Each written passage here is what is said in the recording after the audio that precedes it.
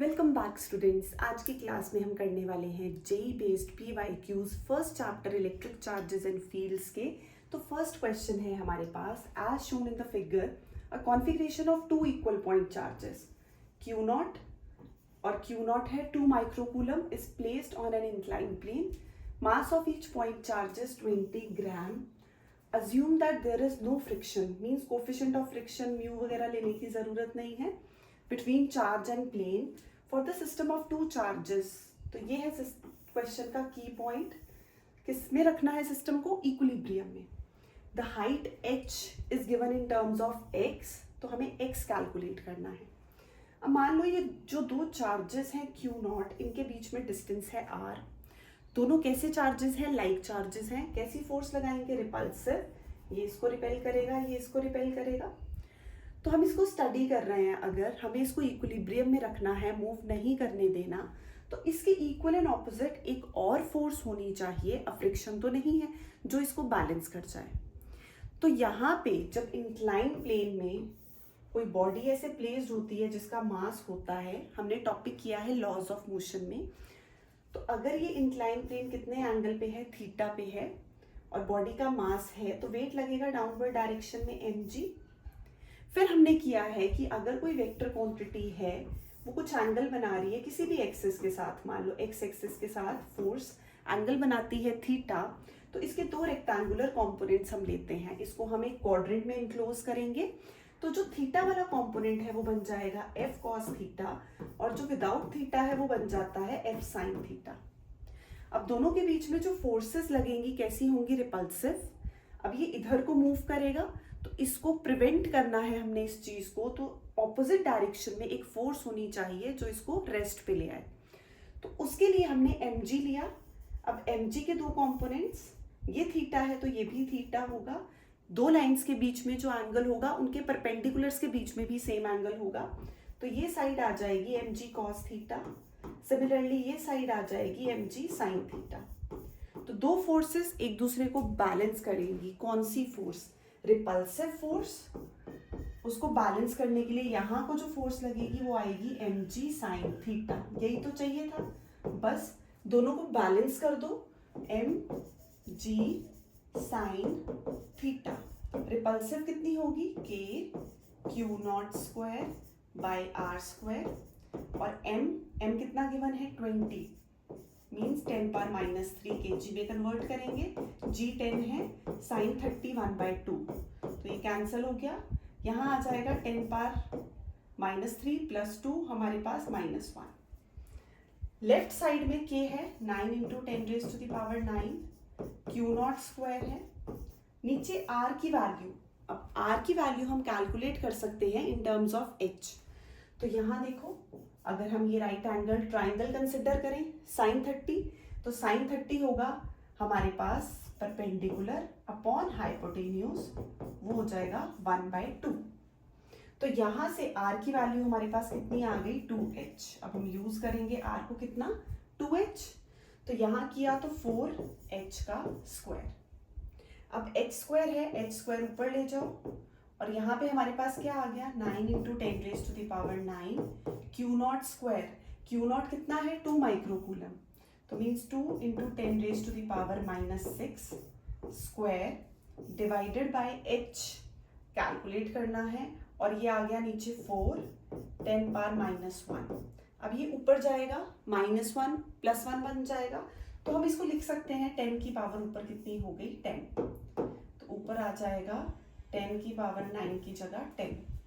अब लेते हैं स्क्वायर रूट, तो ये जब रूट में से आएगा पूरा ब्रैकेट, ये तो एज इट इज रहेगा, तो हमारे पास यहाँ वैल्यू कितनी आ जाएगी, 9 का आ गया 3, 10 की पावर 10 का बन गया 5, 2 × 10⁻⁻6 स्क्वायर है, तो as it is divided by नीचे आ जाएगा 2, तो ये 2 से 2 कैंसिल, ये आ गया 3.3 मीटर। तो ये है आंसर। हमें क्या कैलकुलेट करना था, हमें कैलकुलेट करना है इंटू 10 पावर -3 की फॉर्म में, तो हम इसको लिख सकते हैं 300 मिलीमीटर। तो h is equal to x calculate करना है, तो हमें क्वेश्चन को मॉडिफाई करना पड़ेगा सेम यूनिट्स में। नेक्स्ट है 3 point charges q minus 2q and 2q are placed on x-axis at x is equal to 0, 3/4r and r. और हमारे पास एक q है 2 into 10 raised to the power minus 6 coulomb and r is equal to 2 centimetre. तो जो magnitude है, magnitude हमारे पास कितना है of net force experienced by charge minus 2q. तो इस पे फाइंड करनी है हमें नेट फोर्स. मान लो ये a है, ये b है और ये c पे है. तो हमें नेट फोर्स किस पे कैलकुलेट करनी है? b पे कैलकुलेट करनी है. किसकी वजह से? b पे कैलकुलेट करेंगे a की वजह से और b पे कैलकुलेट करेंगे c की वजह से और देखेंगे डायरेक्शंस. अब ये माइनस है, ये पॉजिटिव है, ये वाला पॉजिटिव इसको क्या करेगा? अपनी तरफ अट्रैक्ट करेगा, तो फोर्स इस तरफ जाएगी. सिमिलरली ये भी हमारे पास क्या है? पॉजिटिव. तो जब C वाला B पे लगाएगा वो भी इसको अपनी तरफ अट्रैक्ट करेगा. तो दोनों की डायरेक्शंस तो ऑपोजिट है. अब डायरेक्शंस ऑपोजिट हैं, उसके बेसिस पे हम देखेंगे कि अगर एक पॉजिटिव है तो ऑटोमेटिकली दूसरी क्या हो जाएगी? नेगेटिव. तो नेट फोर्स के लिए हम लिख सकते हैं जो फोर्स ऑन B होगी, force on B will be equal to force on BC minus force on BA. जितनी C की वजह से लगेगी और जितनी A की वजह से लगेगी. अब B और C दोनों का मैग्नीट्यूड ज्यादा तो फोर्स ज्यादा, डिस्टेंस कम तो ऑटोमेटिकली फोर्स ज्यादा. और A में हमारे पास क्या है? डिस्टेंस भी ज्यादा है और कंपैरेटिवली मैग्नीट्यूड भी कम है. तो हमने क्या लिया? C की फोर्स जो है वो ज्यादा हो गई. वैल्यू पुट करते हैं. B और C के बीच में K, 2q 4q square divided by distance हमारे पास कितना आएगा? अगर ये पूरा r है, ये 3/4r है, तो ये होगा r माइनस 3/4r. तो विच विल बी r/4. तो हम लिख सकते हैं r square by 16 minus b a वाली फोर्स, इसको लिख लेते हैं सीधा 64 k q square by R square. ये कौन सी आई? BC आ गई हमारे पास. नेक्स्ट हमें फाइंड करनी है B पे A की वजह से. तो ये आ जाएगा K 2q q square divided bye 9 r square. Again ऊपर जाएगा 16. तो ये है 64 और ये आएगा 32. बट नीचे जब एलसीएम लेंगे तो 9 भी है, तो हम इसको एलसीएम लेके सॉल्व कर सकते हैं. K q square by R square तो कॉमन, अंदर कितना रह गया? 64 और यहाँ कितना रह जाएगा? 32 बाय हमारे पास कितना है? 9 है. तो हम एलसीएम लेंगे और इसको सॉल्व करेंगे तो हमारे पास आंसर कितना आएगा? 544 k q square bye 9 r square. तो जब हम कैलकुलेशंस करेंगे तो हमारे पास इतना आंसर आएगा एलसीएम लेके. तो k की वैल्यू पुट कर सकते हैं, q की वैल्यू 9 और r एज इट इज जब हम पुट करेंगे तो हम नॉर्मल जो है फोर्स की वैल्यू कैलकुलेट कर लेंगे. नेक्स्ट थर्ड है two identical positive charges q each are fixed at a distance of 2a apart from each other. Another point charge q with mass m is placed at midpoint. तो मान लो क्या है? दो charges हैं, इधर भी q और यहाँ भी q, और उसने क्या बोला है? are fixed at a distance 2a. Another charge q with mass m is placed at midpoint between two fixed charges. तो इनिशियली तो ये डिस्टेंस a था,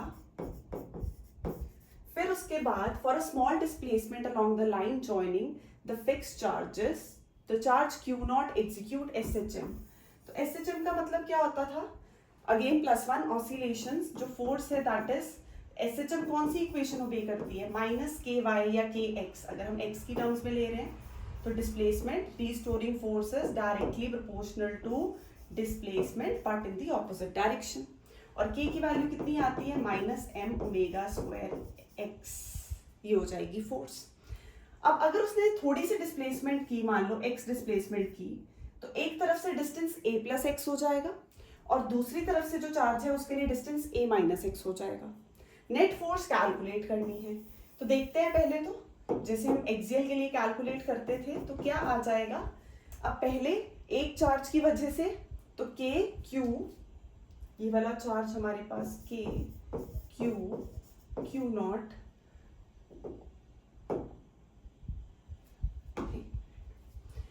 नॉट एग्जीक्यूट्स SHM. तो Q नॉट हो गया, Q की जगह इसको ले लेते हैं Q नॉट. के क्यू क्यू नॉट अपॉन ए माइनस एक्स का होल स्क्वायर, जिसका डिस्टेंस ए माइनस एक्स कम है तो उसका क्या हो जाएगी, फोर्स का इफेक्ट ज्यादा, तो ये वाला हमने क्या बोल दिया, इसके क्लोज चला गया तो A minus X. Similarly second क्या होगा, K Q Q naught upon A plus X का होल स्क्वायर। सॉल्व करेंगे क्या आ जाएगा, के क्यू क्यू नॉट तो कॉमन, अंदर आ जाएगा A square minus X square, और जब हम इसको सॉल्व करेंगे ए प्लस एक्स का whole square minus A minus X का whole square, that will be 4ax। तो ये कितना आ गया, 4ax आ गया, बट कंडीशन है डिस्प्लेसमेंट कितनी है, स्मॉल है, तो मीन्स ए इज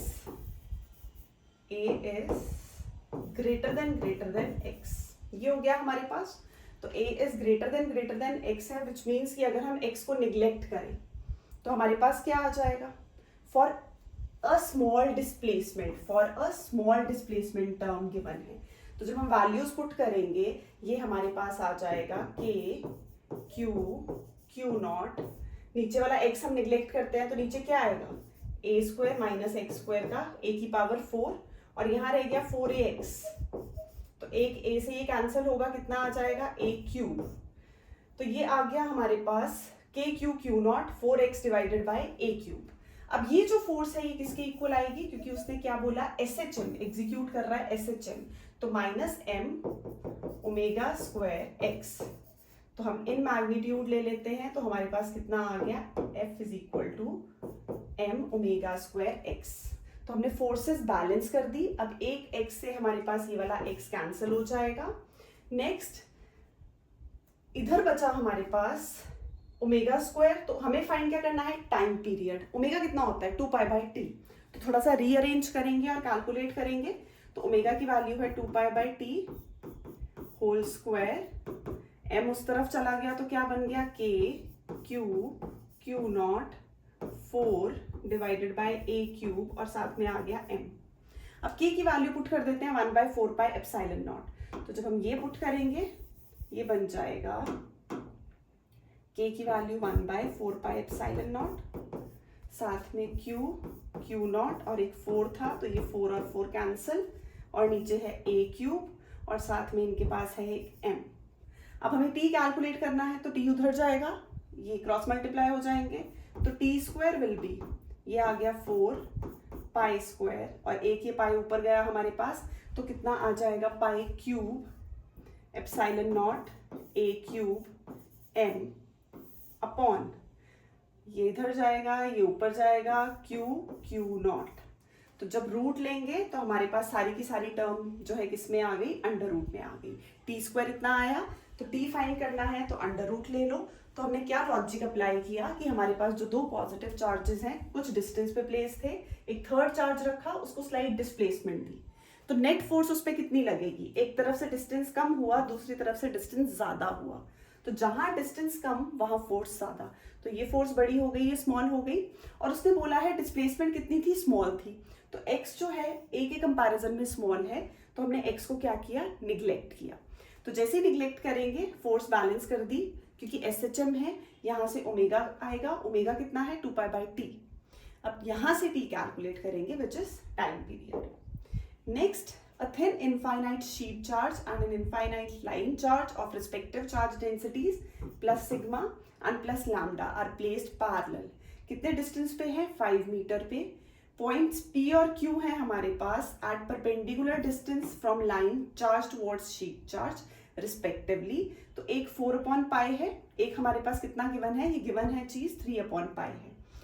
अब EP और EQ क्या है हमारे पास, magnitude of electric field at point P and Q, और एक रिलेशन गिवन है 2 sigma is equal to lambda, इनका मैग्नीट्यूड जो है वो इक्वल दे रखा है। हमें फाइंड करनी है a की वैल्यू, स्मॉल a की value.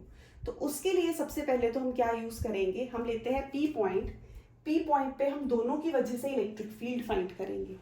Positively charge sheet outwards, इधर से भी आउटवर्ड्स, तो दोनों की डायरेक्शंस तो ऑपोजिट होंगी। तो अगर मैं इसकी डायरेक्शन को पॉजिटिव मान रही हूँ तो ये ऑटोमेटिकली क्या हो जाएगी, नेगेटिव। तो हम यही चीज यहाँ पुट करते हैं पहले तो इलेक्ट्रिक फील्ड P के लिए।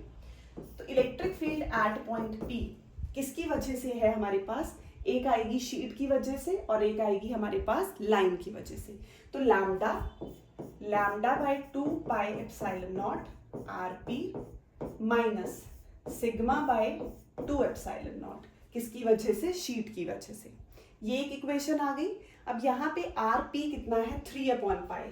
तो ये वैल्यू पुट कर देते हैं 3/पाई। जैसे ही पुट करेंगे तो ये आ जाएगा लैम्डा 2 पाई एप्सिलॉन नॉट 3 पाई से पाई कैंसिल होगा, तो ये आ जाएगा लैम्डा अपॉन 6 एप्सिलॉन नॉट। तो इसको सीधा लिख दे रही हूँ, lambda upon 6 epsilon not upon 6 epsilon not minus sigma upon 2 epsilon naught. तो ये हमारे पास ई पी की वैल्यू आ गई। सिमिलरली हम ई क्यू की भी फाइंड करेंगे। तो ई क्यू कितना होगा? अब क्यू ये पॉइंट है तो वो हो जाएगा सेम वैल्यू के साथ lambda upon 2 pi epsilon naught R Q minus sigma by 2 epsilon naught. तो सिमिलर आ गई ये भी चीज। अब यहां से हम क्या करेंगे? फिर से आर क्यू की वैल्यू पुट करेंगे। आर क्यू कितना है? 4/पाई। तो ये नीचे आ जाएगा 8। तो lambda upon 8 epsilon not minus sigma by 2 epsilon not. अब हमें एक रिलेशन गिवन है, लैम्डा इज 2 सिग्मा। लैम्डा कितना है? 2 सिग्मा है। तो पहले तो यहां से क्या कॉमन आ रहा है? कॉमन आएगा 1/2 एप्सिलॉन नॉट और अंदर क्या रह जाएगा? Lambda by 3 minus sigma. Similarly यहाँ पे लैम्डा बाय, यहाँ हमारे पास कॉमन क्या आएगा? 1/2 एप्सिलॉन नॉट। तो यहाँ रह जाएगा लैम्डा बाय 4 माइनस सिग्मा। दोनों तरफ से ये कॉमन आ गया। अब हम लेते हैं दोनों की रेशियो, ईपी बाय ईक्यू। तो जब हम दोनों की रेशियो लेंगे, ईपी अपॉन ईक्यू करेंगे और जो भी चीजें गिवन है उसको पुट करते हैं। तो ईपी कितना आएगा?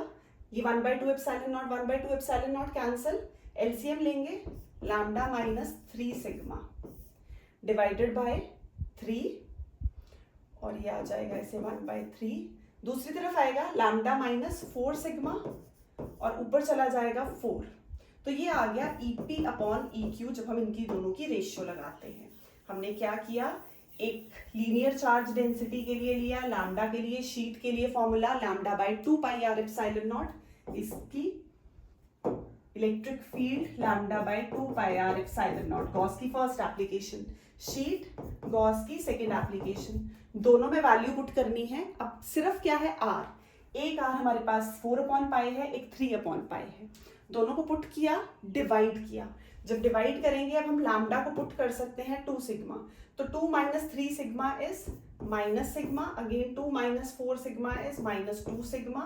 ये है 4/3। तो ये आ जाएगा 4:6। तो ईपी अपॉन ईक्यू की रेशियो हमारे पास कितनी आ गई? 4:6 आई है, क्योंकि उसने ईपी अपॉन ईक्यू बोला था। और ए कंपेयर करेंगे तो ए की वैल्यू कितनी आ गई? 6 आ गई। तो ये था शीट और लाइन चार्ज के लिए क्वेश्चन, जिसमें हमने ईपी और ईक्यू कैलकुलेट करना था। नेक्स्ट है a point charge 2 × 10⁻⁻² coulomb is moved from P to S in uniform electric field। तो यूनिफॉर्म इलेक्ट्रिक फील्ड है, कितनी है? 30 I cap directed along positive x axis. अब उसमें कोऑर्डिनेट्स गिवन है। कौन से कोऑर्डिनेट्स हैं? P और साथ में है हमारे पास S।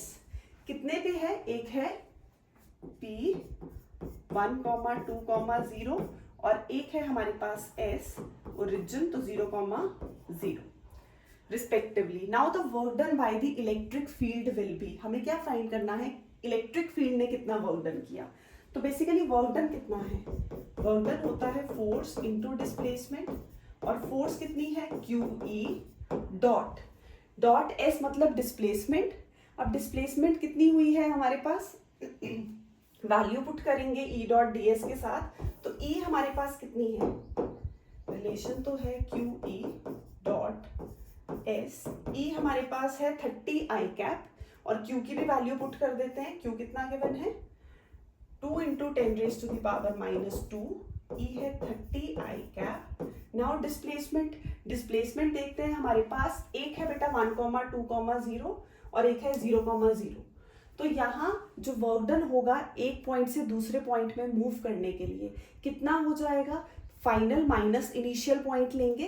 तो फाइनल माइनस इनिशियल जब हम करते हैं अलोंग एक्स एक्सिस है तो 0 है और एक हमारे पास 1, तो 0, -1 माइनस आई कैप, तो ये आएगी हमारे पास नेट डिस्प्लेसमेंट। तो नेट डिस्प्लेसमेंट के लिए I dot I 1, but answer आएगा नेगेटिव में, तो ये आ जाएगा 60 10⁻²। और जब हम इसको 0 को उस तरफ ले जाते हैं तो हम इसको लिख सकते हैं 600 मिली जूल। तो ये आ गया, 0 लिया, एक 0 उसके साथ ऐड किया, तो in terms of milli joule. Next है a uniform electric field of 10 newton पर coulomb is created between two parallel charged plates and electron enter the field symmetrically between the plates with a kinetic energy। अब अगर kinetic energy given है और ये deviation का question दिख रहा है along x एक्सिस और y एक्सिस डिस्प्लेसमेंट हो रही है, तो जब ऐसा क्वेश्चन आता है तो हमें दोनों एक्सिस कवर करनी पड़ती है। तो ये आ गया half M V X square, kinetic energy is 0.5 E, half M V X square, half ये भी हाफ है, कैंसिल हो जाएगा, तो Vx कितना आ गया, Vx इज √EV/m। Vx कितना आया, √EV/m। एक इक्वेशन आ गई। नेक्स्ट अगर हम मान के चलते हैं वेलोसिटी अलोंग x एक्सिस जितनी उसने डिस्प्लेसमेंट लेंथ कवर की डिवाइडेड बाय टाइम, तो L कितना आ जाएगा, L will be Vx/t। Second equation ये मिल गई। Vx की वैल्यू पुट कर देते हैं EV/m और t, तो ये आ गया L। फर्स्ट लगाई क्योंकि काइनेटिक एनर्जी गिवन थी। सेकंड उसने बोला the length of each plate is 10 centimetre, तो हमने देखा डिस्प्लेसमेंट कितनी है, लेंथ कितनी है 10, तो वेलोसिटी अलोंग एक्स एक्सिस कितनी होगी, लेंथ अपॉन टाइम हो जाएगी। लेंथ के लिए एक इक्वेशन बन गई। नेक्स्ट देखते हैं वाई एक्सिस के अलोंग, तो V Y is U Y plus A Y T, equation of motion. तो अलोंग वाई एक्सिस इनिशियली तो 0 थी, तो यहाँ हमारे पास वी वाई कितना आएगा, A Y will be E Q E by M और टी, तो ये कितना आ गया हमारे पास, वेलोसिटी अलोंग वाई एक्सिस आ गई। अब एक इक्वेशन दूसरी इक्वेशन दोनों को डिवाइड कर लेते हैं, तो वी वाई अपॉन एल कर लो। तो जैसे ही हम वी वाई अपॉन एल करेंगे दोनों इक्वेशंस को डिवाइड करेंगे क्योंकि हमें रिलेशन बनाना पड़ेगा, तो ये आ जाएगा ई और E V by M. E V तो बेसिकली वोल्ट ही है, तो अगर हम 1 electron volt is 1.6 into 10⁻⁻19 joule. तो E की हमने वैल्यू ले ही ली है, तो हम V छोड़ भी सकते हैं यहाँ पे क्योंकि EV का मतलब इलेक्ट्रॉन वोल्ट यहाँ पे वही है, तो ये आ जाएगा। तो जब हम दोनों को डिवाइड करेंगे, ये वाला E इधर ही रहा, √E/m और E/m डिवाइड होंगे आपस में, तो एक रूट की वैल्यू बच जाएगी। मीन्स हम इसको भी तो लिख सकते हैं E बाहर लिख के E/m और साथ में E/m t। तो इसके नीचे हम L लेके आ रहे हैं, तो Vy/L, तो जब ये आया E/m और t, तो ये तो सारा कैंसिल हो गया। तो Vy कितना रह गया, E इंटू Vy हमारे पास कितना बचा, E इंटू x की टर्म्स में। तो हम सीधा लिखेंगे velocity along y axis, velocity along y axis will be, कितनी आ गई, ये E बचा, L इसके साथ मल्टीप्लाई होगा तो क्या बन जाएगा, फिर से वापस हमें क्या मिल जाएगा, ये Vx आ गया, E अपॉन m क्या है, Vx है, तो E times L into E upon x, तो ये आ गया Vy is equal to Vy upon L, Vy upon L is equal to E times Vx, इतना आया। अब नेक्स्ट tan थीटा क्या होगा, Vy component upon Vx component, तो tan theta will be Vy upon Vx which will be, इसको नीचे ले आओ उसको ऊपर ले जाओ, E इंटू L। तो वैल्यूज पुट करते हैं, L कितना है हमारे पास 10 सेंटीमीटर के आसपास, ये सब वैल्यूज जो गिवन है, तो ये आंसर कितना आ जाएगा, Vy अपॉन Vx पुट करेंगे, ये आ जाएगा हमारे पास 1। तो tan थीटा 1 मीन्स, क्योंकि वो सेंटीमीटर में है मीटर में कन्वर्ट होगा, और इलेक्ट्रिक फील्ड 10 है, तो थीटा आ गया 45 डिग्री। हमें बतानी थी ये वाली डेविएशन, तो डेविएशन कितनी हुई है, 45 डिग्री से हुई है। हमने काइनेटिक एनर्जी गिवन थी, इक्वेशन बनाई, वेलोसिटी अलोंग एक्स एक्सिस ली, वेलोसिटी अलोंग वाई एक्सिस ली। जब भी ऐसे क्वेश्चंस आते हैं दोनों तरफ के लिए इक्वेशंस बनती हैं, Vx भी Vy भी। अब यहाँ से जो फॉर्मूला जनरेट हुआ उसको यहाँ एल की टर्म्स में निकाला क्योंकि एल गिवन है, फिर वी वाई के साथ उसको डिवाइड किया तो दोनों जो है ई वाई और ई और एल की टर्म्स में आ गए। V Y upon V X हमारे पास कितना आ गया, ई इंटू एल, तो यहाँ से थीटा आ गया 45 degree. Next, a point charge of 10 microcoulomb is placed at the origin. At what location on x-axis should a point charge of 40 microcoulomb be placed so that the net electric field is zero at x is equal to 2 centimeter? तो हमें draw करना है पहले तो कोई भी point P जहां हमें नेट जीरो करनी है। तो यहाँ कितना है 10 माइक्रोकूलम और इधर कितना है 40 माइक्रोकूलम। अब उसने बोला है so that net electric field is zero at X is equal to कितना 2 सेंटीमीटर पे। तो ये अगर 2 है, ये अगर x है, तो नेट फील्ड जीरो करेंगे। तो मान लो जो इलेक्ट्रिक फील्ड है P पे, इसकी वजह से और इसकी वजह से क्या हो जानी चाहिए, इक्वल होनी चाहिए। मतलब दोनों का जो डिफरेंस है equal and opposite net force, net electric field zero करनी है। तो EP will be K Q by 2 का स्क्वायर माइनस K Q, और डिस्टेंस कितना आ जाएगा यहाँ पे। अब ये हमारे पास कितना है, ये है x, ये x नहीं है, x एक्सिस पे पॉइंट है। तो अगर we placed on the net electric field is zero on the x axis, तो ये हमारा पूरा ओरिजिन के साथ क्या है x। तो ये डिस्टेंस कितना रह गया, this will be x minus 2, तो x माइनस 2 का होल स्क्वायर। तो ये नेट होनी चाहिए जीरो, k उधर जाएगा कैंसिल, 10 बाई 2 का स्क्वायर 40 अपॉन x माइनस 2 का होल स्क्वायर, जीरो से जीरो कैंसिल, स्क्वायर रूट करेंगे बोथ साइड्स तो क्या रह गया 1 by 2 upon x minus 2, cross multiply किया 4, x माइनस 2 उधर आ गया, x is equal to 6 centimetre. तो x कितना होगा हमारे पास 6 सेंटीमीटर हो जाएगा। तो same net electric field superposition principle वाला ही क्वेश्चन है, बस थोड़ा सा चेंज कर देते हैं, पोजीशन कैसे लेनी है। Next, a positive charge particle of 100 microgram milligram is thrown in opposite direction to a uniform electric field of strength E given है। If the charge on the particle is 40 microcoulomb and the initial velocity is 200 meter per second, how much distance will it travel before coming to rest? तो मतलब final तो zero होने वाली है और हमारे पास acceleration नहीं गिवन है। तो पहली चीज तो आ गई, इलेक्ट्रोस्टैटिक फोर्स में चार्ज मूव कर रहा है, तो accelerating force balanced by electrostatic force कितना आ जाएगा Q E by M।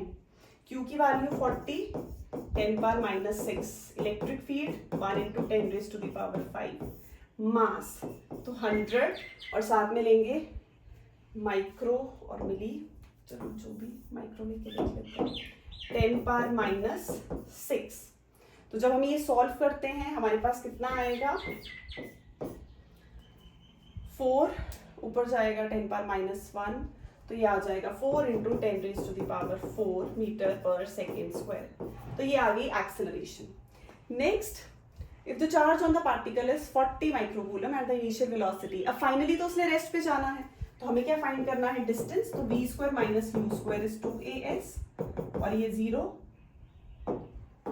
v0, क्योंकि फाइनल क्या होने वाली है, रेस्ट। और एक्सेलरेशन की जगह क्या होगी, रिटार्डेशन, क्योंकि वो रिटार्ड कर रहा है तभी तो वो फाइनली जीरो पे आएगा।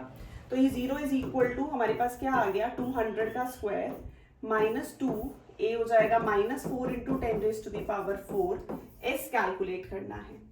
तो जब ये इधर गया हमारे पास तो 200 square divided by value put करेंगे, यहाँ जाके माइनस होगा, divided by minus 4 into 10 raise to the power 4 into 2 is equal to s।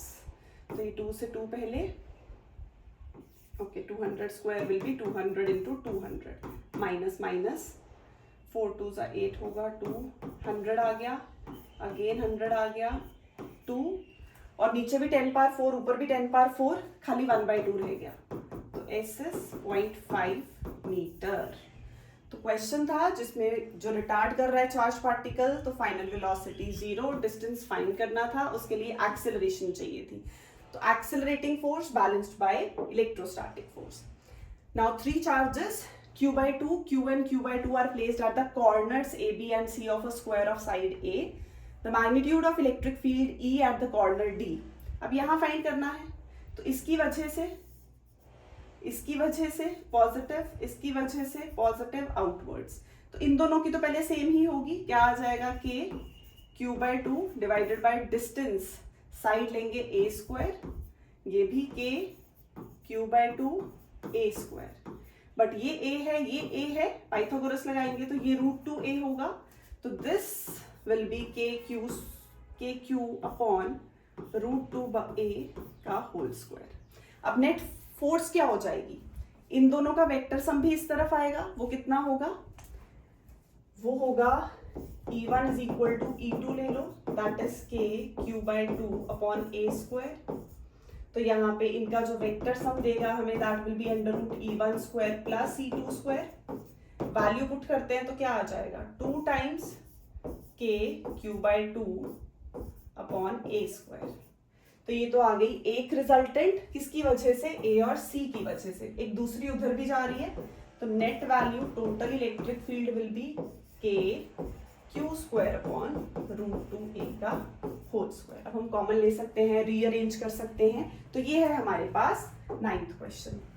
Next 10th, find the electric field at point P as shown in the figure on the perpendicular bisector of a uniformly charged thin wire of length L carrying a charge Q. The distance of the point P from the center of the rod is A is equal to √3 L/2। तो ऐसे questions में electric field का formula लगाते हैं हम, जिसमें ऐसे हमारे पास straight current carrying conductor wire k λ/a sin θ1 plus sin θ2 put करेंगे। अब यहाँ पे θ1 और θ2 एंगल तो सेम बन रहा है, तो हम क्या बोलेंगे, ये जो है lambda linear charge density is charge upon length, तो चार्ज अपॉन लेंथ लेंगे, मतलब q अपॉन लेंथ कितनी है, l, और a की वैल्यू गिवन है, तो ये आ गया q l, a की वैल्यू है √3 L/2, sin θ1 plus sin θ2 is 2 sin θ, तो ये आ गई। और यहां से हम फाइंड करेंगे थीटा, तो थीटा फाइंड करने के लिए हम क्या लगाते हैं, tan theta which is perpendicular upon base, तो परपेंडिकुलर अपॉन बेस लगाएंगे, tan थीटा कितना होगा, लेंथ l का हाफ L/2, बेस कितना आ जाएगा, √3 L/2, तो L/2 cancel, 1/√3 means theta will be 30 degree. tan theta कहाँ आता है, 1/√3, 30 डिग्री, तो sin 30 1/2, तो ये आ गया 2kq √3 L स्क्वायर, 2 × 1/2, ये कैंसिल हो गया, तो net answer is 2kq upon √3 L square. Okay बेटू, बाय बाय।